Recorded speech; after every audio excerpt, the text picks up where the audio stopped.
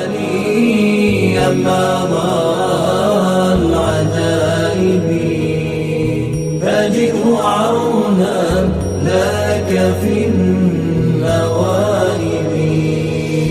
كل هم وغم سينجلي بولايتك يا علي يا علي يا علي كل هم وغم سينجلي. Bismillahirrahmanirrahim. Assalamualaikum warahmatullahi wabarakatuh. Alhamdulillahirabbil alamin. Assalatu wassalamu ala asyrafil anbiya wal mursalin. Asyhadu an la ilaha illallah wahdahu la syarikalah wa asyhadu anna Muhammadan abduhu wa rasuluh. Allahumma salli wa sallim wa barik ala sayyidina Muhammadin wa ala alihi wa ashabihil mayaminal muntajabin. Amma ba'd. Bapak-bapak, ibu-ibu hadirin yang saya muliakan. Alhamdulillah, kita bersyukur kepada Allah Subhanahu wa Ta'ala. Syukur yang seagung-agungnya syukur. Puji yang sesuci-sucinya pujian hanya untuk Allah Subhanahu wa Ta'ala. Kita menyampaikan salawat, salam dan taslim kita kepada junjungan kita Nabi besar Muhammad sallallahu alaihi wasallam. Nabi yang suci, manusia yang agung, yang dipilih oleh Allah Subhanahu wa Ta'ala untuk semesta alam ini, menutup para nabi dalam rangka menyempurnakan agama Allah Subhanahu wa Ta'ala, hadir dalam kehidupan umat manusia, dan manusia bisa kembali kepada Allah dalam keadaan sempurna. Pemirsa yang saya muliakan, jamaah Bapak dan Ibu yang insya Allah diberkahi oleh Allah Subhanahu wa Ta'ala. Bulan suci Ramadan adalah bulan yang semua kita merindukannya. Hampir setiap kita. Kalau sudah masuk bulan Muharram, kita sudah mulai menghitung-hitung bulan. Berapa bulan lagi, berapa lama lagi.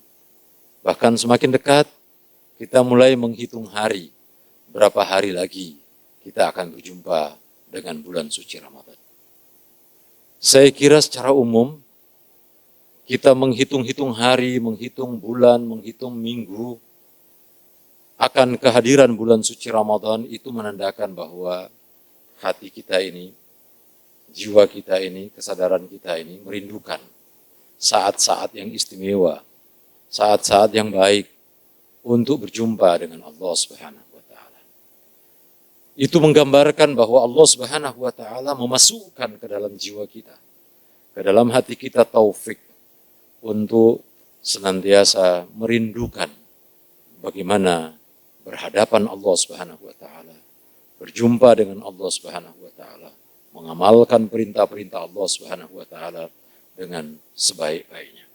Itu juga menunjukkan bahwa kita ini rindu kepada Allah Subhanahu wa Ta'ala dan berharap kepada Allah sebagaimana satu rangkaian doa yang diajarkan oleh Amirul Mu'minin Ali bin Abi Thalib dalam doa Kumail. Kita diajarkan dengan ucapan dan ungkapan yang begitu indah. Waj'alni min ahsani abidika nasiban indak wa aqrabihim manzilatan mink wa akhassihim zulfatan ladaik. Kita minta seperti itu. Ya Allah, dan itu menggambarkan harapan kita bahwa di bulan Ramadan ini tempat yang paling baik untuk kita mendapatkan status, tempat, kedudukan, nilai di sisi Allah Subhanahu wa Ta'ala. Kita bilang, ya Allah, jadikanlah aku di antara hamba-hambamu yang paling baik nasibnya di sisimu, yang paling dekat kedudukannya, dan mendapatkan tempat-tempat yang khusus, tempat yang istimewa darimu. Ini ungkapan yang menggambarkan seluruh akal sehat hati manusia yang masih hidup. Nah, karena itu bulan suci Ramadan bulan yang kita damba-dambakan, bulan yang kita nanti-nantikan, bulan yang kita harap-harapkan.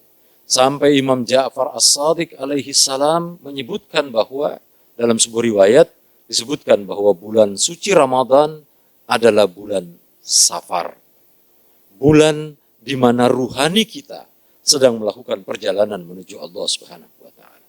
Bulan di mana jiwa kita karena kerinduannya kepada Allah Subhanahu wa taala, kerinduan ini menggerakkan kita untuk mendatangi, menjumpai, hadir di haribaan Allah Subhanahu wa taala. Kehadiran di haribaan Allah Subhanahu wa taala oleh Nabi kita Muhammad sallallahu alaihi wasallam, oleh para ma'sumin alaihi wassalatu wassalam, sudah menunjukkan tata cara bagaimana kita melakukan sebuah proses perjalanan yang indah ini sampai Allah Subhanahu wa taala menerima kita. Dan tentu saja Allah Subhanahu wa taala mengajarkan kepada kita bagaimana sejatinya orang-orang yang berpuasa itu. Kalau Allah Subhanahu wa taala secara umum menyebutkan dalam Al-Qur'an, kutiba alaikumus siyam kama kutiba alal ladina min qablikum la'allakum tattaqun, bahwa puasa itu menjadikan manusia, mengantar manusia untuk meraih kedudukan yang sangat istimewa, yaitu manusia-manusia yang bertakwa. Maka Rasulullah Shallallahu Alaihi Wasallam atas bimbingan Allah Subhanahu Wa Taala, para maksumin atas bimbingan Allah Subhanahu Wa Taala mengajarkan kepada kita bagaimana dengan puasa, sebagaimana puasa yang sudah diamalkan oleh manusia-manusia sebelum kita, para nabi sebelum kita, orang-orang suci sebelum kita sudah mengamalkan itu, tidak lain untuk meraih ketakwaan. Dan tentu ada prosesnya, ada tata caranya, ada nilai-nilai yang harus kita hidupkan, sehingga apa yang dikehendaki oleh Allah agar dengan puasa ini kita menjadi orang-orang yang bertakwa bisa kita raih, bisa kita dapatkan, bisa kita peroleh dengan sebaik-baiknya. Yang jelas bahwa bulan puasa ini, kata Nabi, adalah bulan di mana hamba-hamba Allah Subhanahu wa taala yang dicintai oleh Allah akan meraih kemenangan, akan meraih kesuksesan, akan meraih tempat yang istimewa sebagai sebuah peristiwa ruhani yang begitu indah yang dialami oleh setiap pesuluk orang-orang yang melakukan safar menuju Allah Subhanahu wa taala. Kalau kita baca kitab Mafatihul Jinan, bagaimana Nabi kita Muhammad sallallahu alaihi wasallam, bagaimana para imam kita menunjukkan kita cara-cara, amalan-amalan dari hari pertama, hari kedua, hari ketiga, hari keempat, dan hari-hari seterusnya, sampai pada malam-malam Lailatul Qadar. Apa yang harus kita lakukan? Semua itu adalah cara, persiapan untuk menempuh perjalanan ruhani, menggapai kemenangan di sisi Allah Subhanahu wa taala.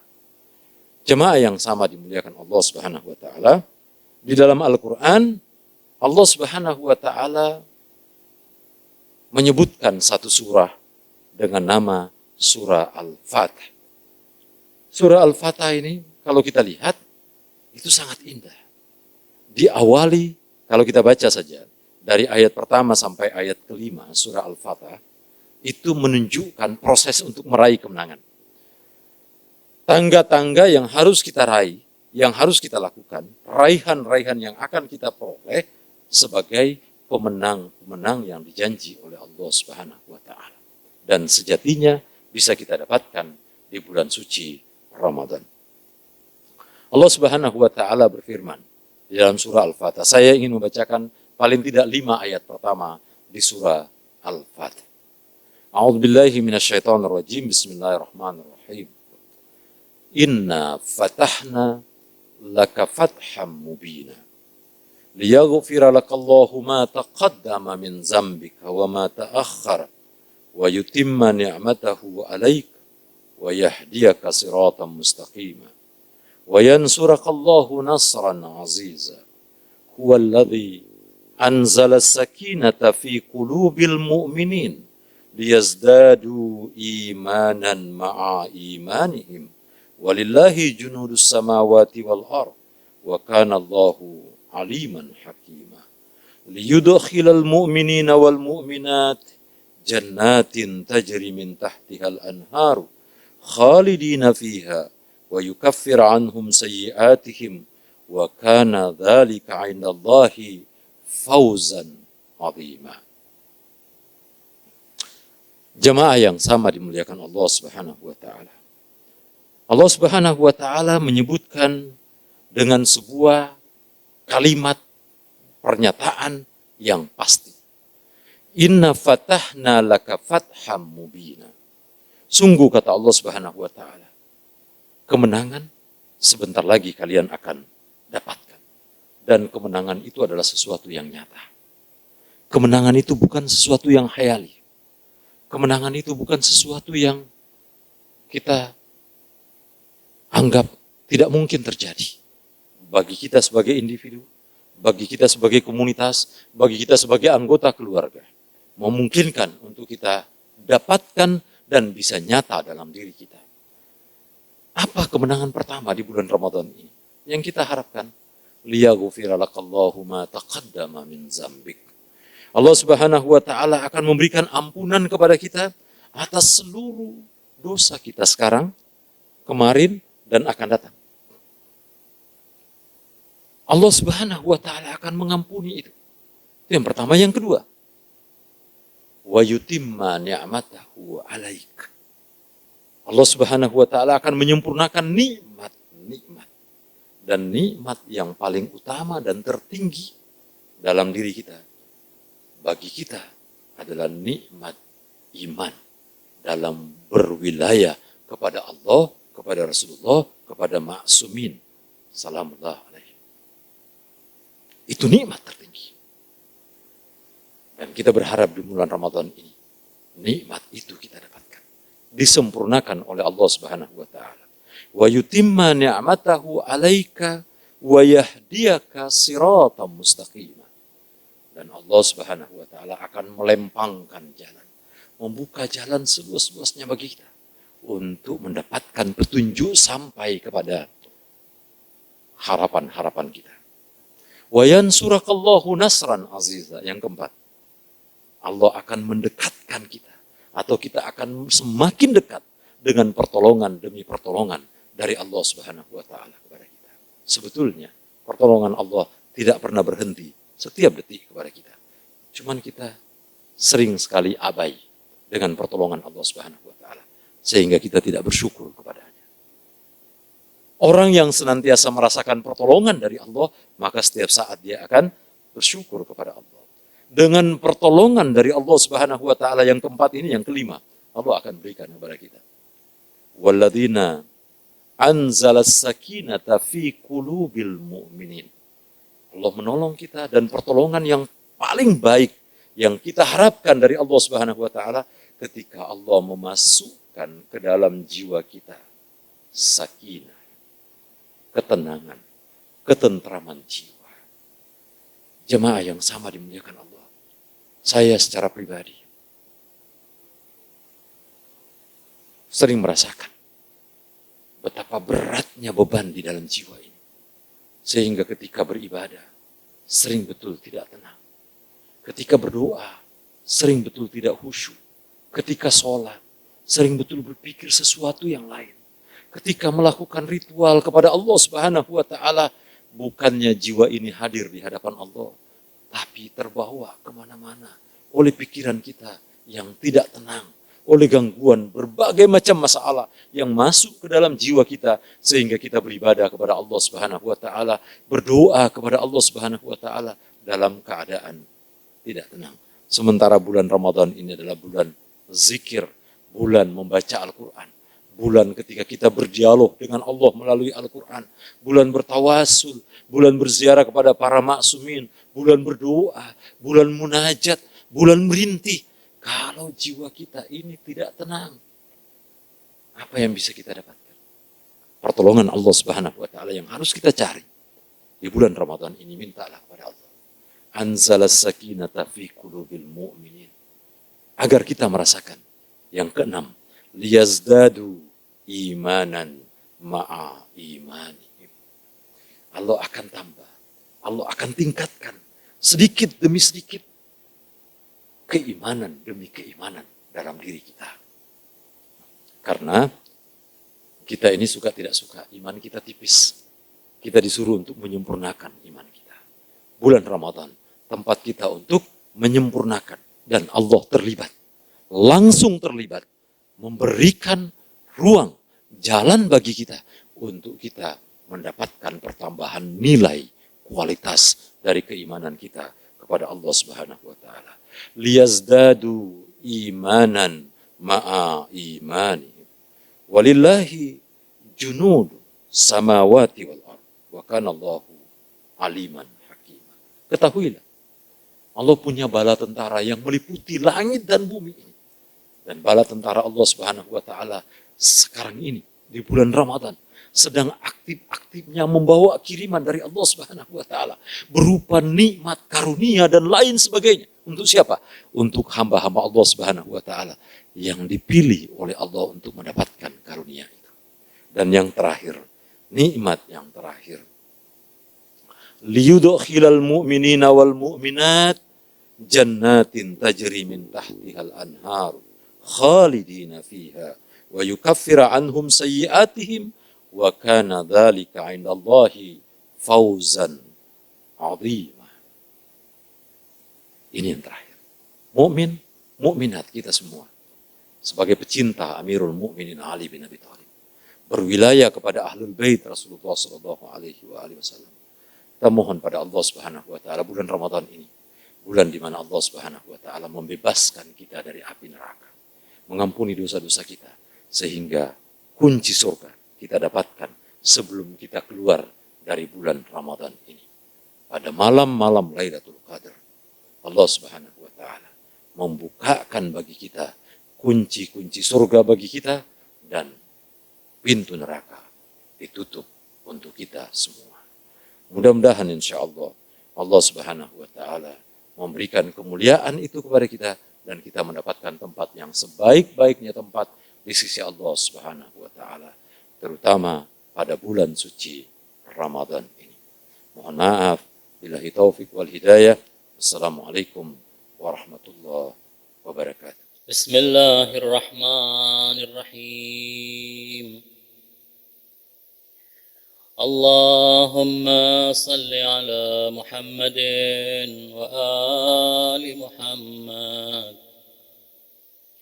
Allahumma inni aftatihu as-sanaa bihamdik wa anta musaddidun lis-sawabi bimannik. Wa ayqantu annaka anta arhamur rahimin في موضع العفو والرحمة وأشد المعاقبين في موضع النكال والنقمة وأعظم المتجبرين في موضع الكبرياء والعظمة. اللهم أذنت لي في دعائك ومسألتك فاسمع يا سميع مدحتي وأجب يا رحيم دعوتي وأقل يا غفور عثرتي. فكم يا إلهي من كربة قد فرجتها وهموم قد كشفتها وعثرة قد أقلتها ورحمة قد نشرتها وحلقة بلاء قد فككتها.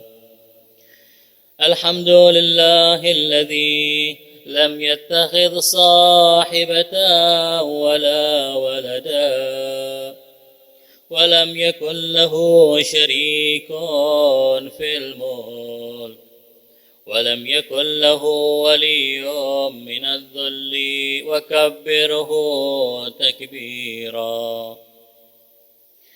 الحمد لله بجميع محامده كلها على جميع نعمه كلها.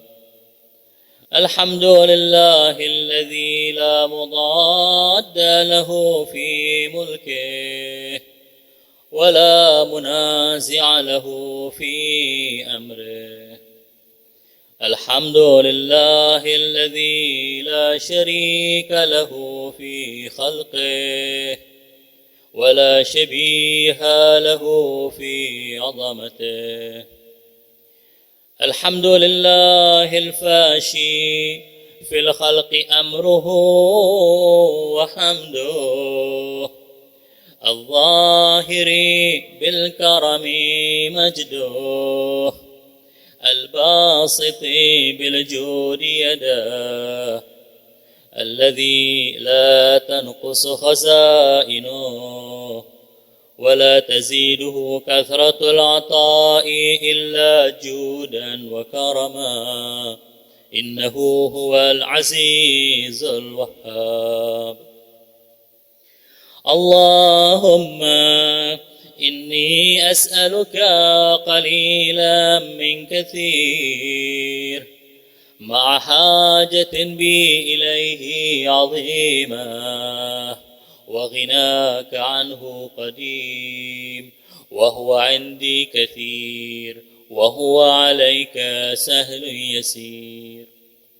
اللهم إن عفوك عن ذنبي وتجاوزك عن خطيئتي وصفحك عن ظلمي وسترك على قبيح عملي وحلمك عن كثير جرمي عندما كان من خطئي وعمدي أطمعني في أن أسألك ما لا أستوجبه منك، الذي رزقتني من رحمتك وأريتني من قدرتك وعرفتني من إجابتك، فصرت أدعوك آمنا وأسألك مستأنسا،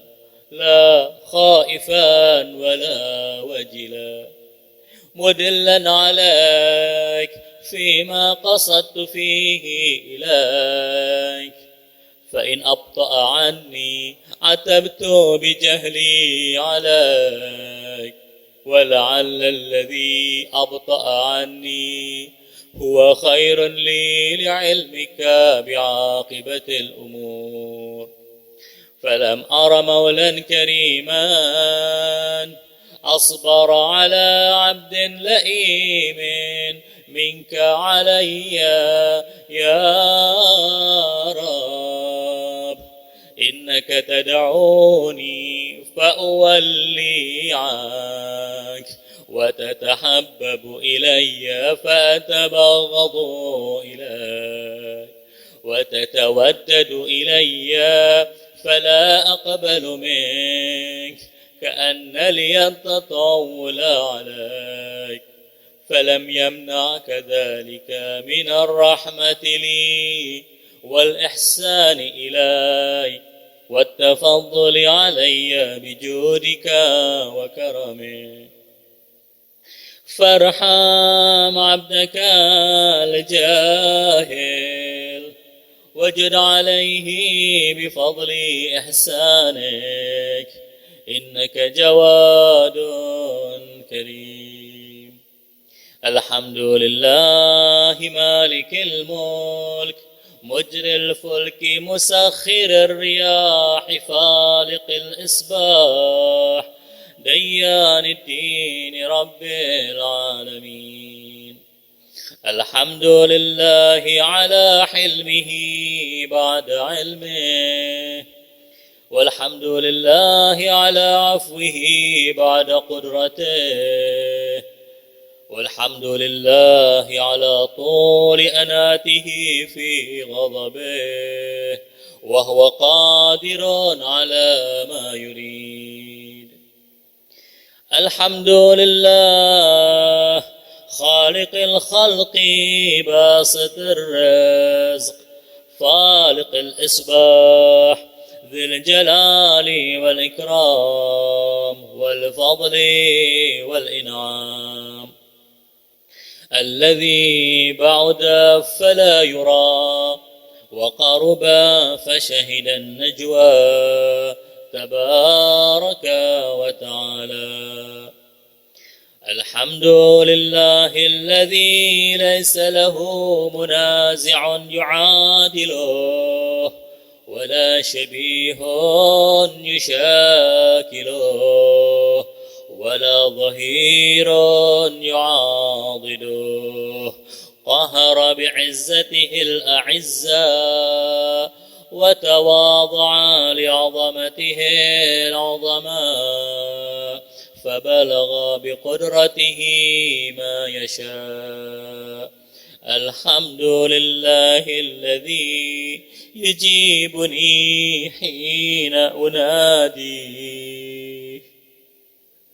ويستر علي كل عورة وأنا أعصيه، ويعظم النعمة علي فلا أجازيه. فكم من موهبة هنيئة قد أعطاني، وعظيمة مخوفة قد كفاني، وبهجة مونقة قد أراني، فأثني عليه حامدا وأذكره مسبحا.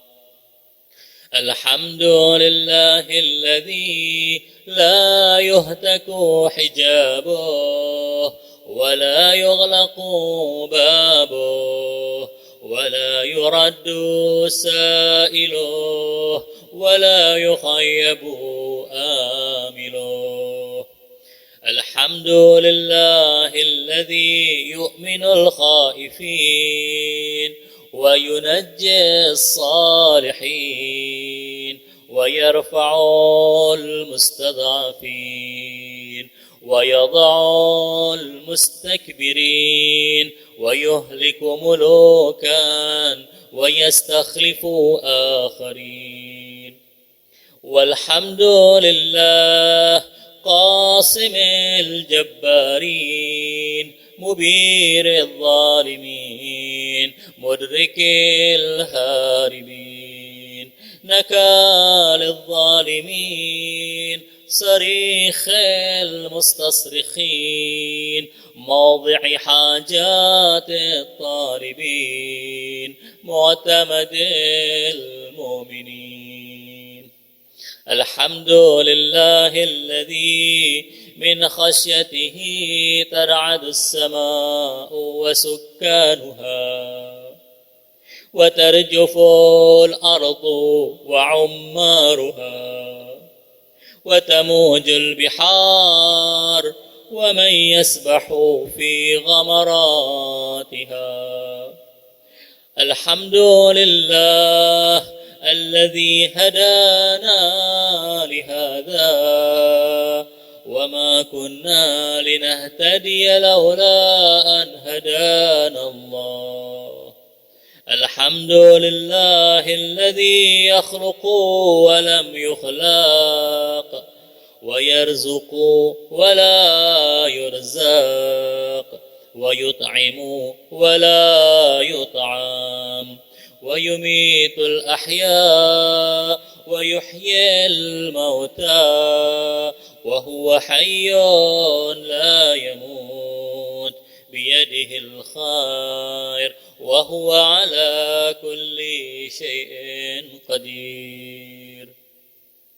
اللهم صل على محمد عبدك ورسولك وأمينك وصفيك وحبيبك وخيرتك من خلقك وحافظ سرك ومبلغ رسالاتك أفضل وأحسن وأجمل وأكمل وأزكى وأنمى وأطيب وأطهر وأسنى وأكثر ما صليت وباركت وترحمت وتحننت وسلمت على أحد من عبادك وأنبيائك ورسلك وصفوتك وأهل الكرامة عليك من خلقك. اللهم وصل على علي أمير المؤمنين ووصي رسول رب العالمين عبدك ووليك وأخي رسولك وحجتك على خلقك وآيتك الكبرى والنبأ العظيم. وصل على الصديقة الطاهرة فاطمة الزهراء سيدة نساء العالمين. وصل على سبطي الرحمة وإمامي الهدى الحسن والحسين سيدا شباب أهل الجنة. وصل على أئمة المسلمين علي بن الحسين ومحمد بن علي وجعفر بن محمد وموسى بن جعفر وعلي بن موسى ومحمد بن علي وعلي بن محمد والحسن بن علي والخلف الهادي المهدي حججك على عبادك وأمنائك في بلادك صلاة كثيرة دائمة. اللهم وصل على ولي أمرك القائم المؤمل والعدل المنتظر وحفه بملائكتك المقربين وأيده بروح القدس يا رب العالمين. اللهم اجعله الداعي إلى كتابك والقائم بدينك استخلفه في الأرض كما استخلفت الذين من قبله. مكن له دينه الذي ارتضيته له أبدله من بعد خوفه أمنا يعبدك لا يشرك بك شيئا. اللهم أعزه وأعزز به وانصره وانتصر به وانصره نصرا عزيزا وافتح له فتحا يسيرا واجعل له من لدنك سلطانا نصيرا. اللهم أظهر به دينك وسنة نبيك حتى لا يستخفي بشيء من الحق مخافة أحد من الخلق. اللهم إنا نرغب إليك في دولة كريمة تعز بها الإسلام وأهله وتذل بها النفاق وأهله وتجعلنا فيها من الدعاة إلى طاعتك والقادة إلى سبيلك وترزقنا بها كرامة الدنيا والآخرة. اللهم ما عرفتنا من الحق فحملنا وما قصرنا عنه فبلغنا. اللهم المم به شعثنا واشعب به صدعنا وارتق به فتقنا وكثر به قلتنا وأعزز به ذلتنا وأغني به عائلنا واقض به عن مغرمنا واجبر به فقرنا وسد به خلتنا ويسر به عسرنا وبيض به وجوهنا وفك به أسرنا وأنجح به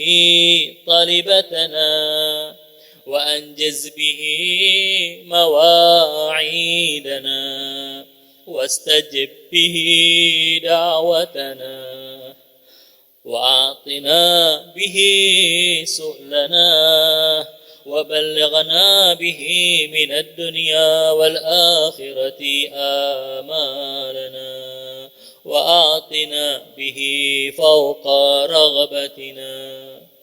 يا خير المسؤولين وأوسع المعطين اشف به صدورنا وأذهب به غيظ قلوبنا واهدنا به لما اختلف فيه من الحق بإذنك إنك تهدي من تشاء إلى صراط مستقيم وانصرنا به على عدوك وعدونا إله الحق آمين. اللهم إنا نشكو إليك فقد نبينا صلواتك عليه وآله وغيبة ولينا وكثرة عدونا وقلة عددنا وشدة الفتن بنا وتظاهر الزمان علينا. فصل على محمد وآله وأعنا على ذلك بفتح منك تعجله وبضر تكشفه ونصر تعزه وسلطان حق تظهره ورحمة منك تجللناها وعافية منك تلبسناها برحمتك يا أرحم الراحمين.